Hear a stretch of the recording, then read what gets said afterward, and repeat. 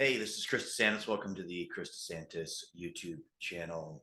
Today, I'm going to be reacting to a report by the Baltimore Sun that came out today. It was in regards to former University of Maryland, Baltimore County coach Chad Cradock. A couple of years ago, actually, sort of during the pandemic, as I recall, and I'll get into the article here in a second, Cradock left his position coaching UMBC. The insinuations were that he was fired, and this report shed some more light on what exactly was going on with Cradock at the time, or what UMBC has discovered in the time between then and now, because they launched an investigation into that. And I want to discuss the contents of the article a little bit. And then as I get to the end of the video, I think there's some more global concerns here that matter to the field of swim coaching, that matter to the field of sports, matter to the field of coaching in general. So I'm going to bring that article up on the screen here in a second, and I'm going to read some of that as well. So, of course, we have extremely annoying ads everywhere. A university investigation into University of Maryland, Baltimore County swim coach of nearly 2 decades began in late 2020 following several swimmers' reports of misconduct. And I should say the title is UMBC Coach Sexually Harassed Swimmers Report Found.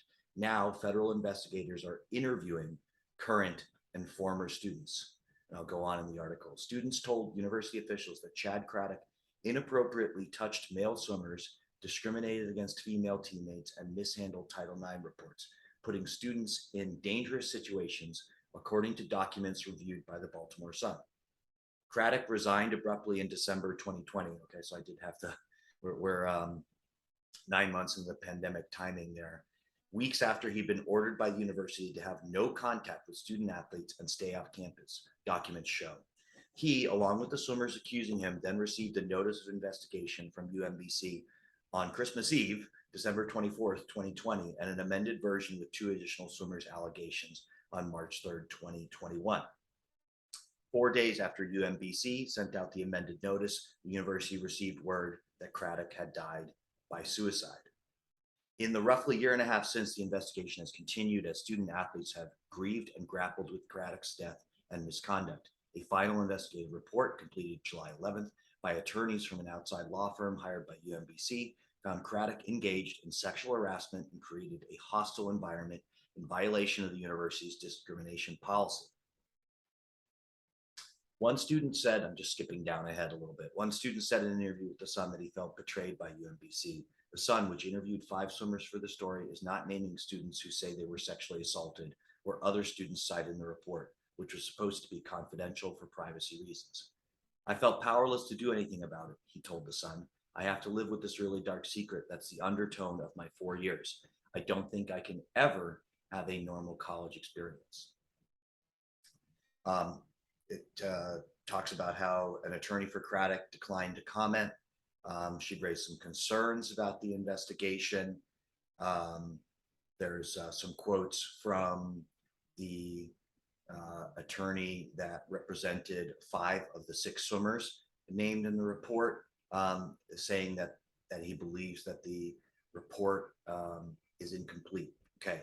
It became normal, the subheadline. Cradock became UMB's second ever swimming and diving head coach in 2001 after swimming for the school in the 90s and then serving as an assistant coach. He led it to numerous conference title wins for the men's and women's teams. Cradock reportedly touched numerous male swimmers in their genitals, investigators found, with witnesses and victims describing a pattern in which he would ask the swimmers to touch his shoulder to take their temperature for COVID protocols and use his other arm to assault them. According to the report, 6 of the male swimmers interviewed reported being touched in the genitals or buttocks. Witnesses described observing others subjected to the same conduct. So people who've been following me for a long time probably know that I have always offered a lot of commentary on sexual abuse in the sport world. And generally abusive coaching practices therein. And certainly, this is a pretty harrowing report to read. Um, the behavior described within the report is a tough one. Sometimes I don't know why I do this to myself to know about these things. Sometimes I tell people like it's a curse to know about some of these things. But on the other hand, if you just burrow your head in the sand and pretend that bad things are not happening, well, that's not very productive either. So obviously, these are extremely serious allegations, and um, I remember the initial article in the wake of it. Of course, as with anything, I read about it on SwimSwam originally, and so therefore I couldn't help. I mean, I guess I could help. I could probably stop doing it to myself to read the comments on a SwimSwam article, but there was, of course, for somebody who has had that much competitive success, there's always a lot of comments that are extremely positive and passionate in defense of a coach, even when there's the insinuation that there was some pretty serious misconduct. And I can see in the article that's been posted today that has continued on. So that is still sort of a ongoing thing. And I want to say that one of the things that it has taken me a long time to understand with some of these um, um, online anonymous battles about um, a coach that has had some serious abuse allegations against them is that I have grown to understand the people that are defending them a little bit better. That doesn't mean that I agree with them.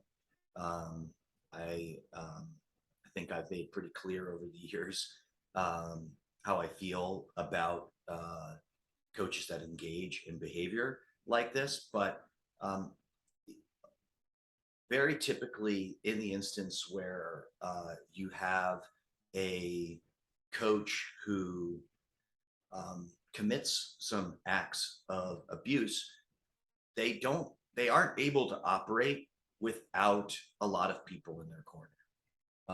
And one of the most fascinating podcasts I ever recorded for this, and I'm blanking on the name as of right now, but I interviewed a former swimmer of Rick Curl, who all the way to Curl being put in prison was one of those people who was standing up for him, and then at some point had to reconcile with some of the abusive things, not necessarily directly, but indirectly, Curl had done to her.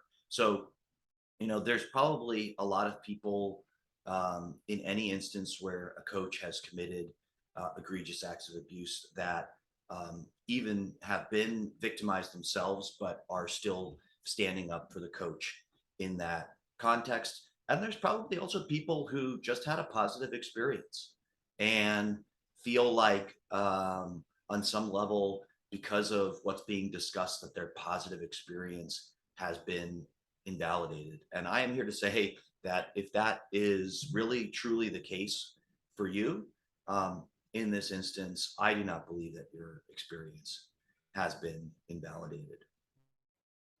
There's, of course, a lot of layers to this story. And of course, one of the one of them is that Cradock committed suicide.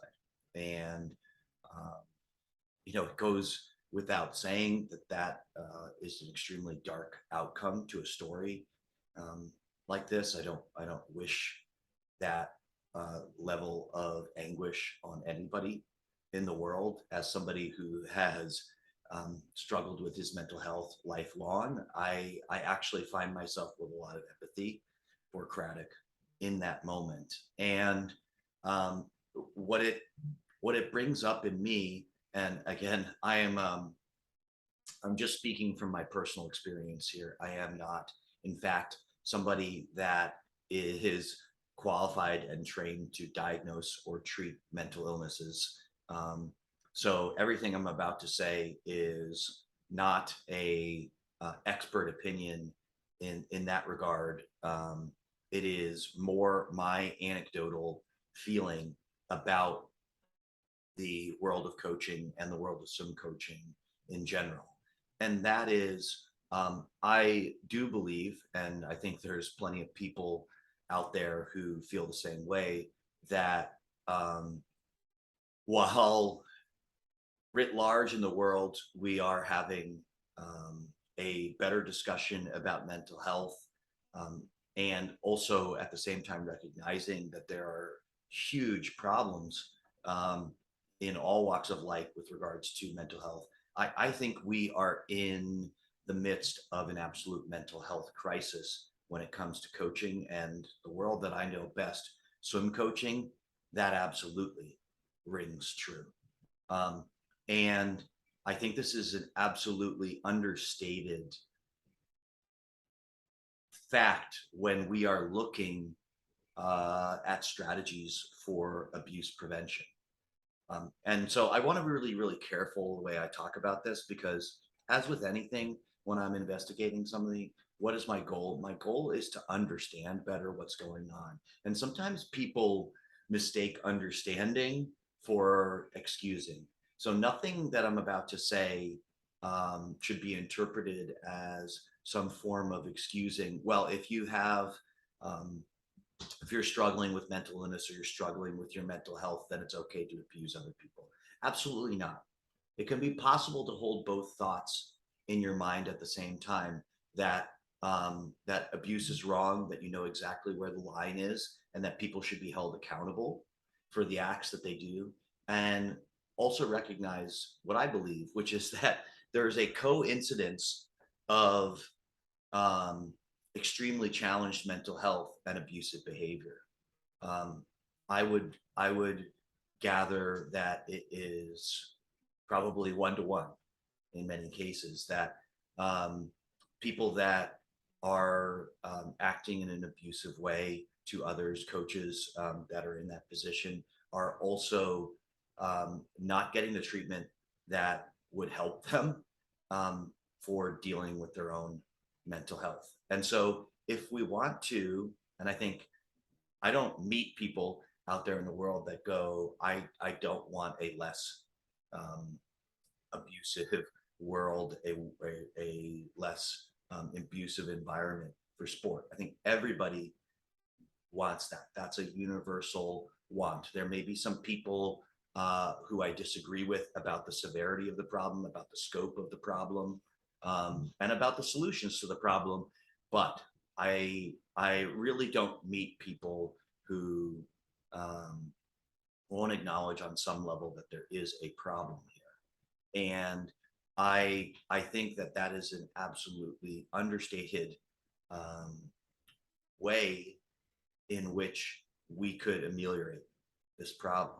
And that is improving the systems we have for promoting sound, good mental health among coaches. And I guess specifically in this context, swim coaches. Because, in opening myself up and talking a lot about what I've struggled with mental health wise, I have had the opportunity to talk to so many coaches. So I know how many of you are out there that are also struggling. And by the way, um, not committing abusive acts um, on the other hand. So I don't want you to think that the 1 to 1 correlation goes one way. Otherwise, I'd be accusing myself of committing a lot of abusive acts, right? I don't want you to think that just because somebody's struggling with their mental health, that necessarily means they're going to be abusive. But what I do mean is that people who are committing these abusive acts, I believe, almost always are struggling with something mental health wise, and desperately in need of help, and not getting the help that they need. Um, and um, I am endeavoring to do my little piece. As I said, I'm not a mental health practitioner. I'm not involved in the diagnoses of um, illnesses or treatment directly of illness. What I do know is that the field of positive psychology has tools for promoting better mental health among people, and in a way preparing you for future challenges. So it has techniques and tips and tricks essentially for building yourself up and preparing so that you're less likely to find yourself in a situation where, as I've been many times, you're sort of down in a deep dark hole, um, struggling with your mental illness. Um, so that's what I wanted to say, and that's what I was thinking about listening to this article. I want to thank everybody that's been so supportive of this channel here as we have started to grow and post some more content on it. If you like what you're seeing here, um, do what you can to drive engagement to the channel. Please leave a comment below. I try to respond to comments when people leave them, especially the more thoughtful you are, the more thoughtful I am likely to respond. Okay, like the video, subscribe to this channel if you like content like this. Leave a comment suggesting what you'd like to hear discussed on here, what you think I might be able to add of value. Thank you to everybody, and I'll see you again soon.